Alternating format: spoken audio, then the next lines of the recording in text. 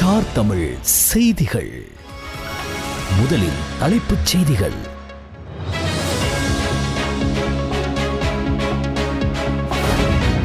அகமதாபாத் விமான விபத்தில் உயிரிழப்பு எண்ணிக்கை 290 உயர்ந்துள்ளது.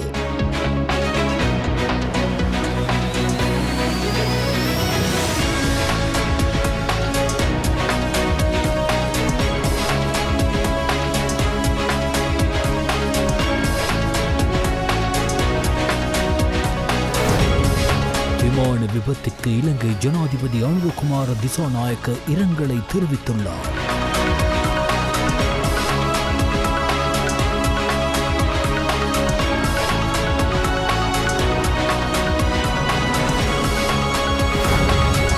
ஜனாதிபதி அனுரகுமார திசாநாயக்க இன்று ஜெர்மனியின் சுற்றுலா மற்றும் பயண தொழிற்சங்கங்களின் பிரதிநிதிகளின் சந்திப்பில் கலந்து கொள்ள உள்ளார்.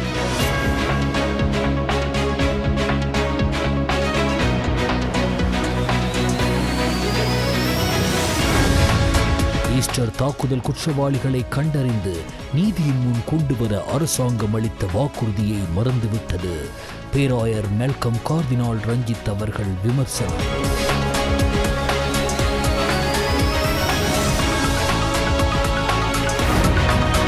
இலங்கை தமிழரசு கட்சியின் விவேகானந்த ராஜா மதிவதனி யாழ் மாநகர சபையின் முதல்வராக தெரிவு செய்யப்பட்டுள்ளார்.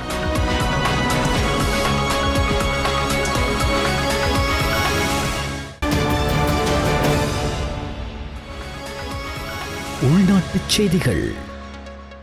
ஏர் இந்தியாவின் AI-171 விமானம் லண்டனின் கார்ட்விக் விமான நிலையத்திலிருந்து செல்லவிருந்த நிலையில் அகமதாபாத் விமான நிலையத்திலிருந்து புறப்பட்ட சில வினாடிகளில் மேகானி நகர் பகுதியில் உள்ள ஒரு மருத்துவக் கல்லூரியின் விடுதி மீது விழுந்து விபத்துக்குள்ளானது. இந்த விமானத்தில் 242 பயணிகள் இருந்தனர். மேலும் தரையில் இருந்தவர்களும் இதில் உயிரிழந்துள்ளனர். விபத்தில் ஒரு பயணி மட்டும் உயிர் தப்பியதாக போலீசார் தெரிவித்தனர். 40 வயதான விஸ்வாஸ் குமார் ரமேஷ் என்ற பிரித்தானிய இந்தியர் 11A இருக்கையில் அவசர வெளியேறும் வழி அருகே இருந்ததால் குதித்து உயிர் தப்பினார். இதேவேளை விமானத்தில் பயணித்த முன்னாள் முதல்வர் விஜய் ரூபானி விபத்தில் சிக்கி மரணமடைந்துள்ளார். லண்டனில் உள்ள தனது மகளை பார்க்க சென்ற குஜராத் முன்னாள் முதல்வர் விஜய் ரூபானி 12வது பயணியாக பயணித்துள்ளார். இதேவேளை 6 வருடங்களாக லண்டனில் வசித்து வந்த ராஜஸ்தான் மாநிலம் பன்ஸ்வாராவை சேர்ந்த பிரதீப் ஜோஷி, அவரது மனைவி வைத்தியர் கோனி வியாஸ் மற்றும் 3 குழந்தைகளுடன் லண்டனுக்கு குடிபெயர்வதற்காக சென்றபோது இந்த விபத்தில் சிக்கி 5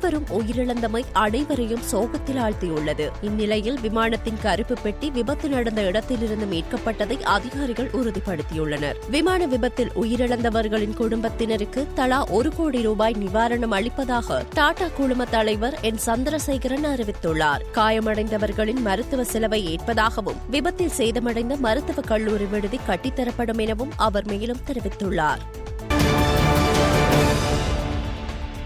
இந்தியாவின் குஜராத் மாநிலம் அகமதாபாத்தை உலுக்கிய விமான விபத்திற்கு இலங்கை ஜனாதிபதி அனுரகுமார திசாநாயக்க இரங்கலை தெரிவித்துள்ளார். அகமதாபாத் விமான நிலையத்திலிருந்து நேற்று மதியம் 1:38 மணிக்கு லண்டன் புறப்பட்ட ஏர் இந்தியா நிறுவனத்தின் போயிங் 7878 விமானம் புறப்பட்டு 32 வினாடிகளிலேயே விமான நிலைய அருகே இருந்த மருத்துவக் கல்லூரி விடுதி மற்றும் குடியிருப்புகள் மீது விழுந்து விபத்துக்குள்ளாகியது. விமானத்தில் 242 பயணிகள் பயணித்த நிலையில் தற்போது வரை 290 சடலங்கள் மீட்கப்பட்டுள்ளன என்று மாநில அரசு தெரிவித்துள்ள நிலையில் விமான விபத்தில் உயிரிழந்தவர்களின் குடும்பத்தினருக்கு ஜனாதிபதி அனுரகுமார திசாநாயக்க இரங்கலை தெரிவித்துள்ளார். ஜனாதிபதி அறிக்கை ஒன்றை வெளியிட்டு அவரது இரங்கலை தெரிவித்துள்ளார். அந்த அறிக்கையில் இவ்வாறு குறிப்பிடப்பட்டுள்ளது: இந்த ஆழ்ந்த துக்கத்தின் தருணத்தில் இலங்கை மக்கள் இந்தியாவுடன் ஒற்றுமையுடன் நிற்கிறார்கள். பாதிக்கப்பட்ட அனைவருடனும் எங்கள் எண்ணங்களும் பிரார்த்தனைகளும் உள்ளன. இந்த விபத்தில் பல உயிரிழப்புகள் மற்றும் காயங்கள் ஏற்பட்டன. இருப்பினும் அதிகாரப்பூர்வ புள்ளி விவரங்கள் இன்னும் உறுதிப்படுத்தப்படவில்லை என்றுள்ளது. குஜராத் அகமதாபாத்தில் நேற்று இடம்பெற்ற விமான விபத்து இந்தியாவை மட்டுமின்றி உலக நாடுகளையும் உலுக்கிய சம்பவமாக பதிவாகியுள்ளது. ஜெர்மன் கூட்டாட்சி குடியரசிற்கு உத்தியோகபூர்வ விஜயம் மேற்கொண்டுள்ள ஜனாதிபதி அனுரகுமார திசாநாயக்க இன்று முற்பகல் பெர்லின் வெல்டாப் எஸ்டோரியா ஹோட்டலில் ஜெர்மனியின் சுற்றுலா மற்றும் பயண தொழிற்சங்கங்களின் பிரதிநிதிகளின் சந்திப்பில் கலந்து கொள்ள உள்ளார். அதன் பின்னர் ஜனாதிபதி ஜெர்மன் வர்த்தக மற்றும் கைத்தொழில் சம்மேளனத்தினால் ஜெர்மன் வர்த்தக மற்றும் கைத்தொழில் சம்மேளனத்தின் தலைமையகத்தில் ஏற்பாடு செய்யப்பட்டுள்ள வர்த்தக மாநாட்டிலும் கலந்து கொள்வார். ஜனாதிபதி அனுரகுமார திசாநாயக்கவுக்கும் ஜெர்மன் பொருளாதார ஒத்துழைப்பு மற்றும் அபிவிருத்தி அமைச்சர் ரீம் எலபாலி ரெடவான் இடையிலான சந்திப்பு இன்று பிற்பகல் பெர்லினில் உள்ள வேல்டாப் எஸ்டோரியா ஹோட்டலில் இடம்பெறவுள்ளது.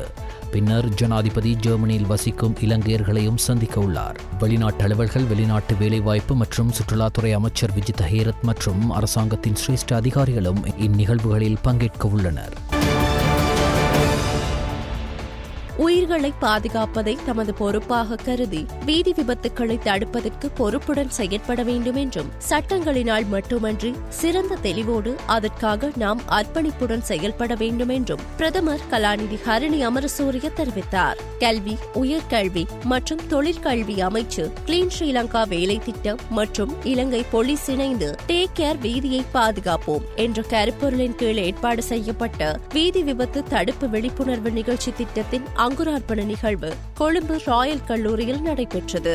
இந்த நிகழ்வில் பிரதம அதிதியாக கலந்து கொண்டு உரையாற்றும் போதே பிரதமர் இதனை தெரிவித்தார். இலங்கை போலீஸ் உத்தியோகத்தர்கள் வீதி விபத்துக்களை தடுப்பது குறித்த விழிப்புணர்வு நிகழ்ச்சியினை பாடசாலை மாணவர்களுக்கு நடத்தினர். 25 மாவட்டங்களையும் உள்ளடக்கிய வகையில் 25 பாடசாலைகளுக்கு பாடசாலை வாகன ஒழுங்குபடுத்தல்களுக்கு தேவையான உபகரணங்களை விநியோகிக்கும் நிகழ்வும் பிரதமரின் தலைமையில் இதன்போது நடைபெற்றது.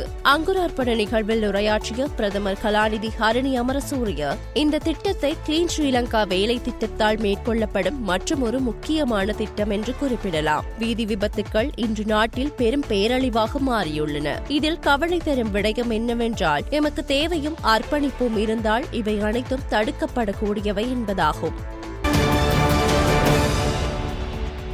ஈஸ்டர் தாக்குதல் குற்றவாளிகளை கண்டறிந்து நீதியின் முன் கொண்டுவர அரசாங்கம் அளித்த வாக்குறுதியை மறந்துவிட்டதாக மெல்கம் கார்டினால் விமர்சனம் வெளியிட்டுள்ளார். ஈஸ்டர் ஞாயிறு பயங்கரவாத தாக்குதலுக்கு நீதி வழங்க விசேட வழக்கு பதிவாளர் அலுவலகம் ஒன்றை நிறுவுவதாக அரசாங்கம் தெரிவித்த வாக்குறுதியை தற்போது மறந்துவிட்டதாக கொழும்பு பேராயர் கார்டினால் மெல்கம் ரஞ்சித் தெரிவித்துள்ளார். கொச்சிக்கட புனித அந்தோனியார் தேவாலயத்தில் நடைபெற்ற சிறப்பு பூஜை நிகழ்வில் உரையாற்றிய அவர் இதனை தெரிவித்துள்ளார். ஈஸ்டர் தாக்குதலால் பாதிக்கப்பட்ட மக்களுக்கு நீதி வழங்க அரசாங்கம் தமது தேர்தல் வாக்குறுதி அளித்திருந்தது. ஆனால் அந்த வாக்குறுதியை இப்போது மறந்துவிட்டது போல தெரிகிறது என கார்டினல் மெல்கம் ரஞ்சித் கண்டனம் வெளியிட்டார். ஈஸ்டர் தாக்குதல் தொடர்பான உண்மைகள் மறைக்கப்படுவதால் பாதிக்கப்பட்ட குடும்பங்களுக்கு இதுவரை முழுமையான நீதி வழங்கப்படவில்லை என்றும் அவர் வலியுறுத்தியுள்ளார்.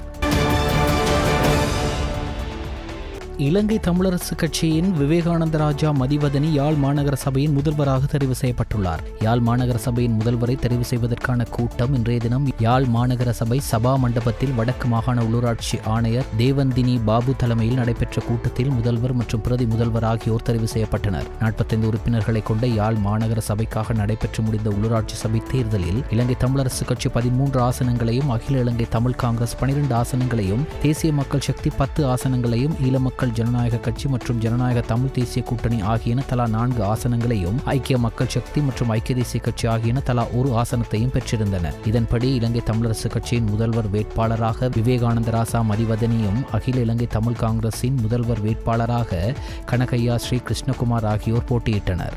வெளிப்படையான வாக்கெடுப்பில் விவேகானந்த ராஜா மதிவதனிக்கு 19 வாக்குகளும், கனகையா ஸ்ரீ கிருஷ்ணகுமாருக்கு 16 வாக்குகளும் கிடைத்தன. தேசிய மக்கள் சக்தியின் 10 உறுப்பினர்களும் நடுநிலை வகித்தனர். இந்நிலையில் இலங்கை தமிழரசு கட்சியின் சார்பில் முதல்வர் பதவிக்கு பரிந்துரைக்கப்பட்ட விவேகானந்த ராஜா மதிவதனி வெற்றி பெற்றதுடன் பிரதி முதல்வர் பதவிக்கு இமானுவல் தயாளன் தெரிவானார். இலங்கை தமிழரசு கட்சியின் முதல்வர் வேட்பாளருக்கு ஈழ மக்கள் ஜனநாயக கட்சி, ஐக்கிய மக்கள் சக்தி, ஐக்கிய தேசிய கட்சி ஆகியன ஆதரித்து வாக்களித்து வெற்றி பெற செய்திருந்தமை குறிப்பிடத்தக்கது.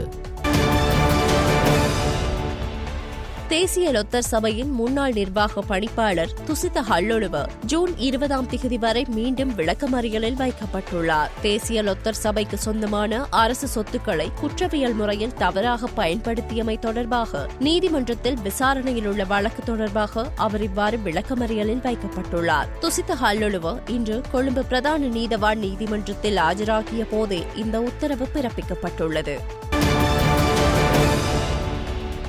அனுராதபுரம் சிறைச்சாலையின் அத்தியட்சகர் மோகன் கருணாரத்ன எதிர்வரும் 23ஆம் திகதி வரை மீண்டும் விளக்கமறியலில் வைக்கப்பட்டுள்ளார். இன்று அனுராதபுரம் நீதவான் நீதிமன்றத்தில் அவரை முன்னிலைப்படுத்திய போதே இந்த உத்தரவு பிறப்பிக்கப்பட்டுள்ளது. ஜனாதிபதி பொது மன்னிப்பின் கீழ் கைதியொருவரை விடுவிக்கப்பட்டதாக குற்றம் சாட்டப்பட்டு குற்றப்புலனாய்வு திணைக்கள அதிகாரிகளால் மோகன் கருணாரத்ன 8ஆம் திகதி கைது செய்யப்பட்டமை குறிப்பிடத்தக்கது. ஐக்கிய மக்கள் சக்தி, ஐக்கிய தேசிய கட்சி, இலங்கை சுதந்திர கட்சி மற்றும் ஸ்ரீலங்கா பொதுஜன பெரமுன ஆகிய கட்சிகளை கொண்ட எதிர்க்கட்சி கூட்டணி சில உள்ளூராட்சி மன்றங்களின் கட்டுப்பாட்டை பெற்றுக் கொள்வதற்கு பொதுவான ஒருமித்த கருத்தை ஏற்படுத்தியுள்ளன. ஊடகங்களுக்கு நேற்று கூட்டு எதிர்க்கட்சி இந்த முடிவை அறிவித்துள்ளது. ஒத்துழைப்பு மூலம் உருவாக்கப்பட்ட உள்ளூராட்சி மன்றங்களுக்கான திட்டங்களையும் அந்த கூட்டணி கோடிட்டு காட்டியுள்ளது. கொழும்பில் நேற்று நடைபெற்ற இந்த கூட்டு செய்தியாளர் சந்திப்பில் ஐக்கிய மக்கள் சக்தியின் திஸ்ஸா தநாயக்க, ஐக்கிய தேசிய கட்சியின் தலதா அத்துக்குரல்ல, ஸ்ரீலங்கா சுதந்திர கட்சியின் லசந்த் அலகிய மற்றும் பொதுஜன பெரமுனவின் சாகர காரியவசம் ஆகியோர் கலந்து கொண்டனர். மன்றங்களின் கட்டுப்பாட்டை பெறுவதுடன் மட்டும் தங்கள் ஒத்துழைப்பு முடிவடையாது. தொகுதி மக்களின் வாழ்வாதாரத்தை மேம்படுத்துவதற்காக தொடர்ந்து தமது கூட்டு பணியாற்றும் என்று அவர்கள் குறிப்பிட்டுள்ளனர். இந்திய மீனவர்களின் எல்லை தாண்டிய வருகையை தடுக்க இலங்கை அரசும் மீன்பிடி அமைச்சும் தீவிரமாக செயற்பட்டு வருகின்றன. கடற்படையும் இதற்கு முழு ஒத்துழைப்பு வழங்கி வருகிறது. எதிர்வரும் 15ஆம் தேதி முதல் இலங்கை கடல் எல்லையை கடற்படை மூலம் தீவிரமாக கண்காணிக்க நடவடிக்கை மேற்கொள்ளப்படுவதோடு அத்துமீறி வரும் இந்திய மீனவர்களையும் அவர்களின் படகுகளையும் கைது செய்ய நடவடிக்கைகள் எடுக்கப்படும் என மீன்பிடி அமைச்சர் உறுதியளித்துள்ளதாக வடமாகாண கடற்றொழில் இணையத்தின் செயலாளர் NM ஆலம் தெரிவித்தார். மன்னாரில் உள்ள அலுவலகத்தில் நேற்று மதியம் நடைபெற்ற ஊடகவியலாளர் சந்திப்பில் அவர் இவ்வாறு கூறினார். நேற்று முன்தினம் மீனவ சங்கங்களின் பிரதிநிதிகள் மீன்பிடி அமைச்சரை அவரது அலுவலகத்தில் சந்தித்து கலந்துரையாடினோம். இந்த சந்திப்பு எதிர்வரும் 15ஆம் தேதி முதல் தமிழக மீனவர்களின் அத்துமீறிய எல்லை தாண்டிய வருகை மற்றும் இது தொடர்பாக அரசு மேற்கொள்ளவுள்ள நடவடிக்கைகள் குறித்து விவாதிப்பதற்காகவும் வடபகுதி மீனவர்கள் எதிர்கொள்ளவுள்ள பிரச்சினைகள் குறித்து ஆராய்வதற்காகவும் ஏற்பாடு செய்யப்பட்டது. இந்த சந்திப்பில் மீன்பிடி அமைச்சின் செயலாளரும் கலந்து கொண்டார். தமிழக மீனவர்களின் 60 நாள் மீன்பிடி தடை காலம் இம்மாதம் 15ஆம் தேதியுடன் முடிவடைகிறது. அதற்கு பின்னர் அவர்களின் எல்லை தாண்டிய வருகை எமது கடல் பகுதியில் நிச்சயமாக இடம்பெற வாய்ப்புள்ளது. இதனை அரசும் மீன்பிடி அமைச்சும் எவ்வாறு தடுக்க திட்டமிட்டுள்ளன என்பது குறித்தும் வடபகுதி மீனவர்கள் இதனை எவ்வாறு எதிர்கொள்ள உள்ளனர் என்பது குறித்தும் நாங்கள் ஆழமாக கலந்துரையாடினோம் என அவர் மேலும் தெரிவித்தார். சமீபத்தில் இந்தியாவின் கேரளா கடற்கரையில் விபத்துக்குள்ளான MSC எல்சா 3 கப்பலில் 13 ஆபத்தான கொள்கலன்கள் இருந்ததாக சுற்றுச்சூழல் அமைச்சு தெரிவித்துள்ளது.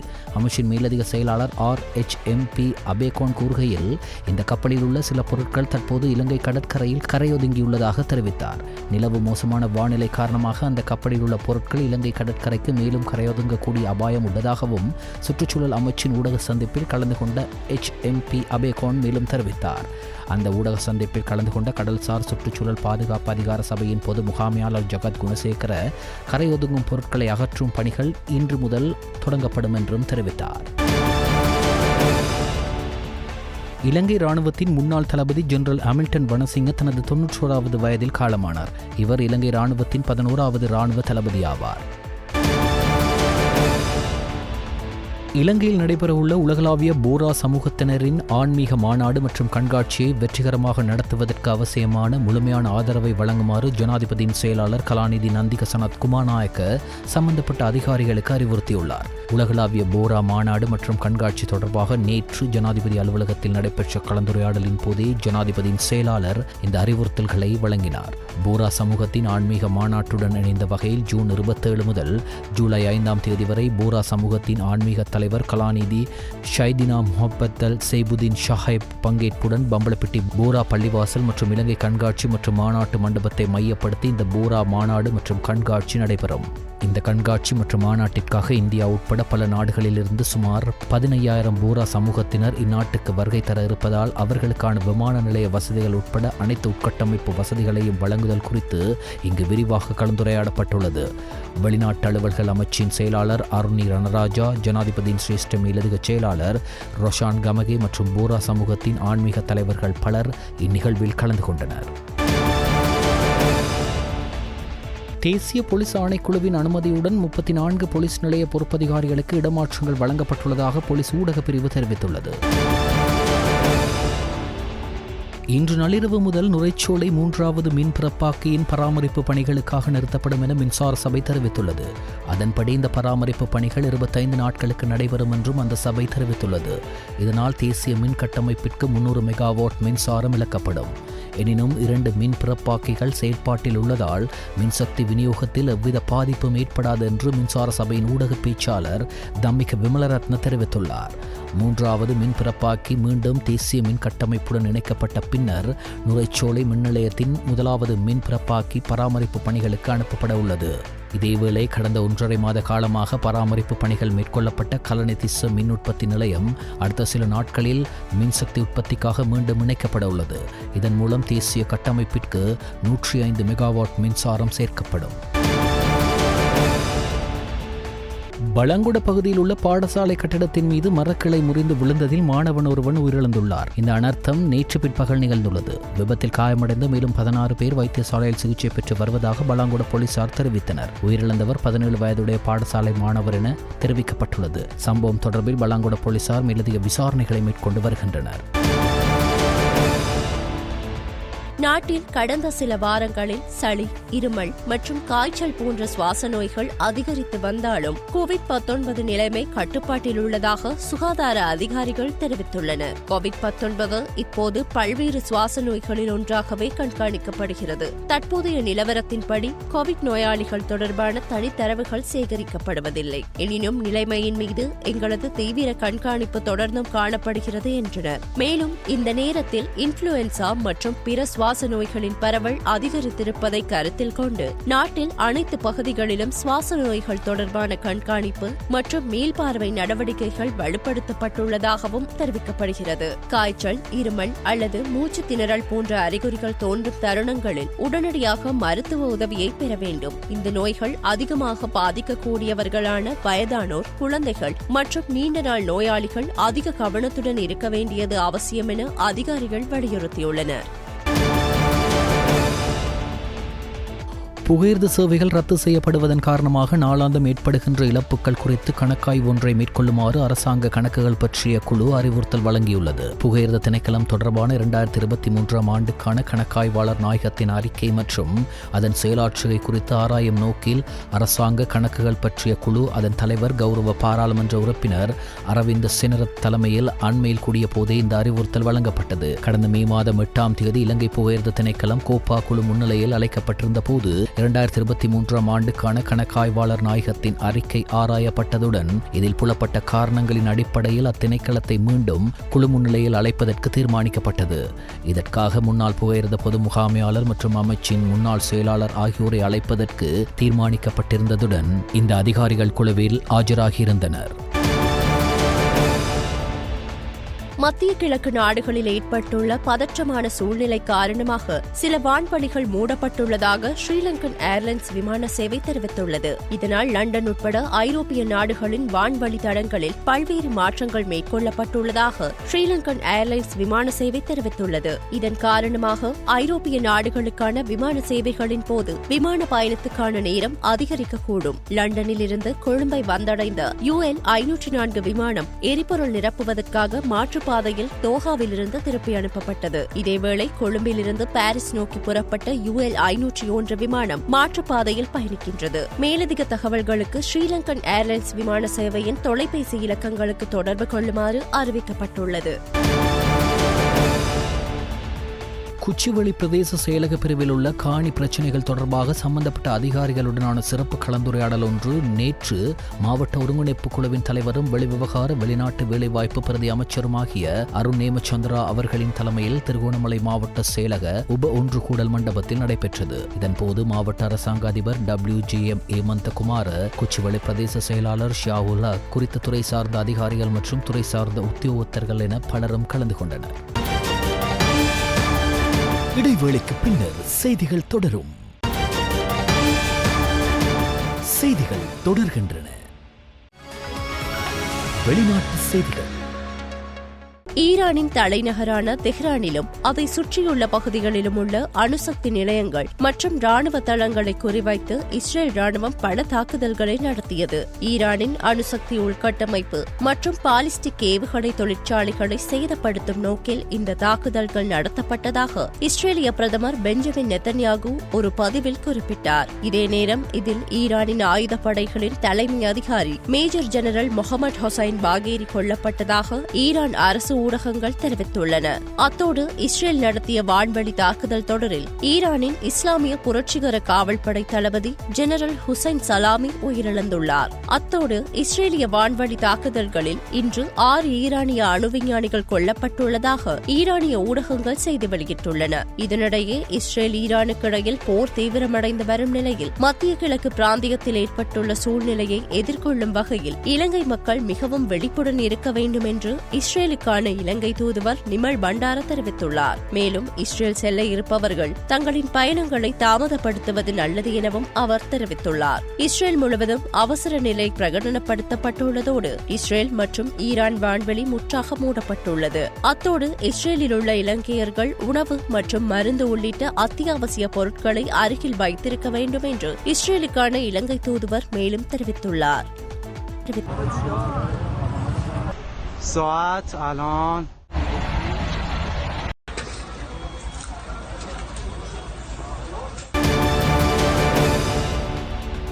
ட்ரம்ப் நிர்வாகம் லாஸ் ஏஞ்சல்ஸுக்கு கலிபோர்னியாவின் தேசிய காவல்படையை அனுப்புவதை ஒரு கூட்டாட்சி நீதிபதி தடுத்து நிறுத்தியுள்ளார். மேலும் இந்த நடவடிக்கை சட்டவிரோதமானது என்றும் கூறியுள்ளார். எனினும் படையினரின் கட்டுப்பாட்டை கலிபோர்னியா ஆளுநர் கவின் நியூசமிடம் திருப்பி அனுப்பும் நீதிபதியின் உத்தரவு உடனடியாக நடைமுறைக்கு வராது. ட்ரம்ப் நிர்வாகம் அதற்கு எதிராக மேல்முறையீடு செய்ய அவகாசம் அளிக்கும் வகையில் நீதிபதி வெள்ளிக்கிழமை பிற்பகல் வரை உத்தரவை நிறுத்தி வைத்தார். இதனிடையே நீதிமன்ற தீர்ப்புக்கு எதிராக ட்ரம்ப் நிர்வாகம் மேல்முறையீடு செய்துள்ளது. நியூசம்மின் ஒப்புதல் இல்லாமல் படையினரை அனுப்ப உத்தரவிட்டதற்காக திங்களன்று ஜனாதிபதி டொனால்ட் ட்ரம்ப் மீது மாநில அரசு வழக்கு தொடர்ந்தமையும் குறிப்பிடத்தக்கது.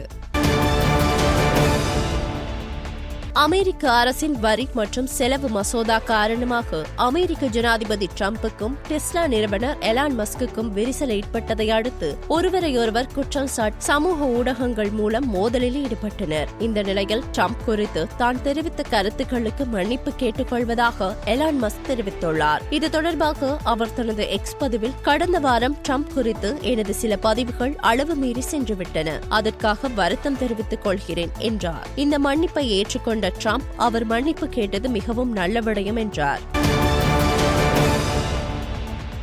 நாணயமாற்று வீதம்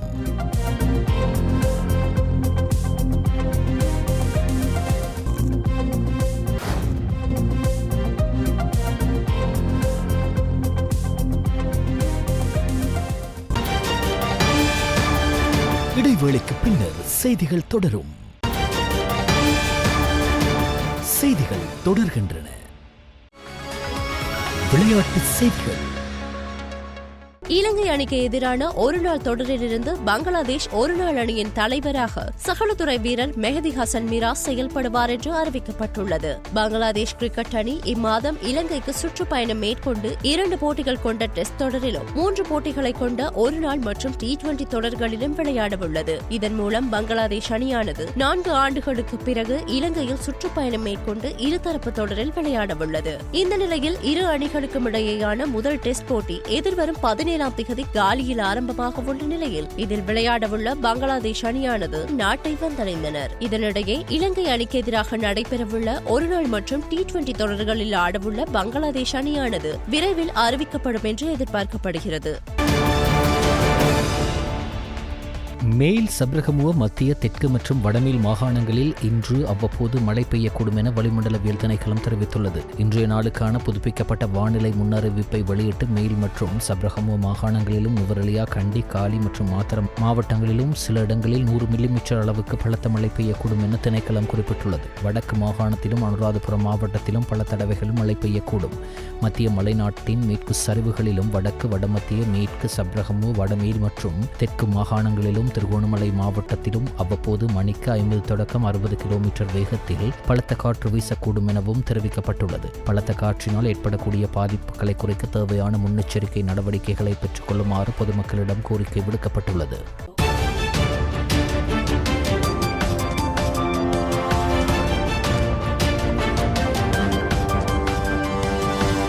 ஸ்டார் தமிழ் செய்திகள் இத்துடன் நிறைவடைகின்றன.